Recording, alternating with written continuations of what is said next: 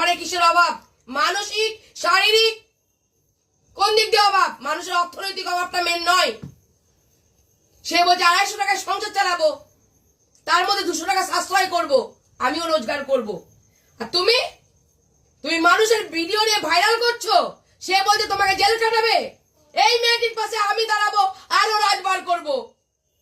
তোমার মতো ছেলেকে যদি না সমাজে শিক্ষা দিতে পারি, তো আমার নাম বাবলি মুখার্জি না।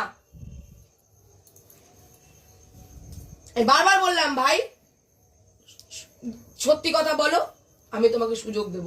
মানুষ মাত্র ভুল করে, সমানে কন্টিনিউ মিথ্যা কথা বলছো। তুমি জানোই না আমি চোখে চোখটা এই কারণে রাখতে বলেছিলাম।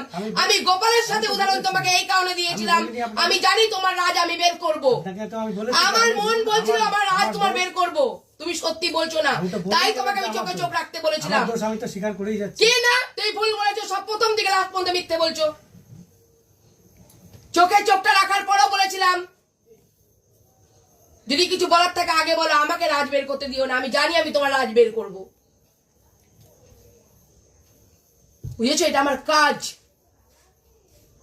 আমি কোনো মানুষকে অসম্মান করে কোনো মানুষের সম্মান ফেরাই না। আমি যতক্ষণ যথাযথ প্রুফ না পাই ততক্ষণ কোনো মানুষের দিকে আঙুল তুলি না।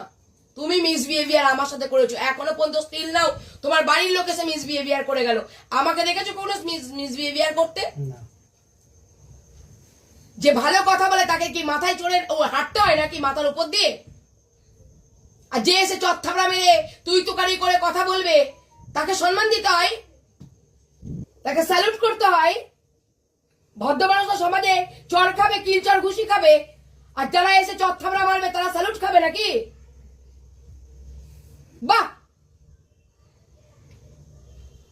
তুমি নিজে সাফার করেছো, তোমার মাকে ছেড়ে বাবা বিয়ে করেছে।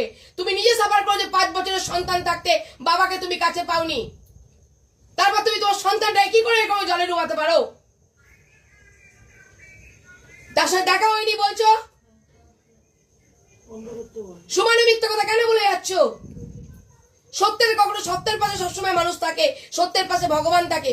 আমি না বললাম তোমার মনুষ্যত্ব জাগ্রত আছে, আমি না বললাম ভাই তোমার বিবেক জাগ্রত আছে, তোমাকে বোঝানোর আমার কিছুই নেই, তারপর তুমি কন্টিনিউ মিথ্যা কথা বলে যাচ্ছ কেন? ওনারা আমাকে বলেছিলেন। আমি মিথ্যা কথা কোথায় বললাম আপনাকে? আমি তো বললামই যে আমি দোষী।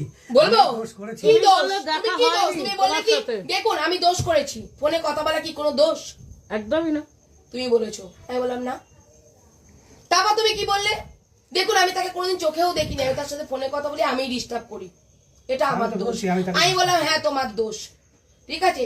তোমার সাথে কি তুমি তার সাথে কোন রকম গভীর রিলেশনে গেছো? না, তুমি যাওনি তো। তুমি নিজেই তো বলছো চিনি না, জানি না, দেখিনি, শুধু ফোনে কথা বলি। এক একটা মানুষের ফোনে ফোনে কথাও হতে পারে, সেটা কণ্ঠকে ভালোবেসে ফেলে। এখনো তো বলছি হ্যাঁ, তুমি ফোনে তাহলে মেয়ে কি বলবে তোর নামে তোকে আমি জেল কাটাবো, তুই আমার ভিডিও ভাইরাল কর? তুমি এরকম ছেলে ভিডিও ভাইরাল করবে বলে তাকে ব্ল্যাকমেল করছো, তার সাথে তার শরীর নিয়ে তুমি এখন খেলছো? হ্যাঁ, তোমার ঘরের বউ ছেড়ে তুমি আর একজন যার বর আছে তার সাথে শারীরিক চাহিদা মেটাচ্ছ, পয়সা উড়াচ্ছ। এটা ভালোবাসা না। হ্যাঁ, এটা ভালোবাসা তোমার? এটাকে ভালোবাসা বলে? নিজের মা প্রতারিত বাবার কাছ থেকে, তোমার কাছ থেকে প্রতারিত হবে তোমার বউ। সমাজের মানুষ আমরা কি করে বসে আছি? এমনি বসে থাকবো? তোমাকে তারপরও বলেছি কিন্তু যে ভাই তুমি ব্ল্যাকমেলের শিকার না তো, তুমি বলো আমি তোমার পাশে দাঁড়াবো। তারপরও তোমাকে বলেছি যে ভাই তোমার প্রতি সে দুর্বল না তো, তাহলে তাই মেয়েটিকেও আমি বোঝাবো, কারণ আমি চাই না কারো কোনো ক্ষতি হোক।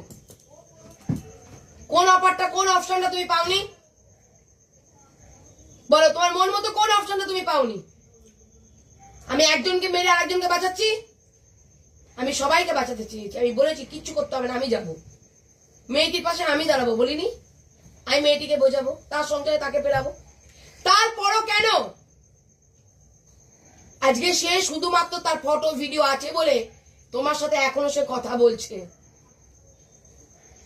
তুমি তাকে ব্ল্যাকমেল করছো। এটা তোমার নেশা না পেশা? এটাকে আমি বের করবো, এর রাজ বের করবো। আমার নাম বাবলি মুখার্জি, মনে রেখো। তোমার এই ভুলের কোনো ক্ষমা নেই, যেটা আমি পেয়ে গেছি। আমি এই মেয়েটির সাথে এখন আমাকে কথা বলতে হবে, এই মেয়েটির পাশে আমি দাঁড়াবো, এই মেয়েটির কাছ থেকে তোমার রাজ বের করবো, তারপর মেয়েটিকে সামনে নিয়ে এসে বসবো। তুমি থার্ড পার্সন বলছো তাকে, যাকে বলছো বাবু ফিরে এসো ফিরে এসো ফিরে এসো।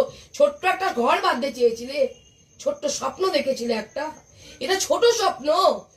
13-14 বছরের ছেলেকে ধোকা দিয়ে, ঘরের স্ত্রীটাকে ধোকা দিয়ে, যে স্ত্রী বিয়ের পর থেকে মালা গেতে গেতে ঘর চালাচ্ছে, ফুল গেতে গেতে, ফুলের মালা গেতে গেতে বিক্রি করে করে ঘর চালাচ্ছে, স্বামী কুড়ে তাকে খাওয়াচ্ছে, হ্যাঁ, তুমি তাকে নিয়ে স্বপ্ন দেখছো। বউর একটা শাড়ি কিনতে পারো না? 1000, 1500, 700, 800, 100, 500, 600, যখন বললাম রিচার্জ নেই রিচার্জ করে দাও, কেন আমি তাকে রিচার্জ করতে যাবো? থার্ড পার্সন সে। ভালো নাটক জেনেছো তো তুমি, তুমি জানো আমি নাটক লিখতেও পারবো, নাটক শেষও করতে পারবো। সামান্য রিচার্জ করতে পারলো না, দেখে কারি কারি টাকা দিতে পেরেছে। তুই শেখাচ্ছ যে আমার সাথে তার এরকম কোনো রিলেশন নেই, যে তাকে টাকা পয়সা দিই না। হ্যাঁ, তুমি তো কুড়ে নাও। তুমি কুড়ে হলে এরকম এই ধরনের মহিলাদের সাথে তুমি কখনোই ওঠা বসা করতে পারতে না। নিজের পোশাকটাও তো তোমার খরচা করতে হয়। এই স্ট্যান্ডার্ডে যেতে গেলে, এই লেভেলে পৌঁছাতে গেলে, তার যে ফ্রেন্ড সার্কেল দেখলাম, সেই ফ্রেন্ড সার্কেলে পৌঁছাতে গেলে তোমাকেও তো নিজের পোশাক আশাক, জুতো থেকে পায়ের নখ পর্যন্ত পরিষ্কার রাখতে হয়। ভুল বলছি?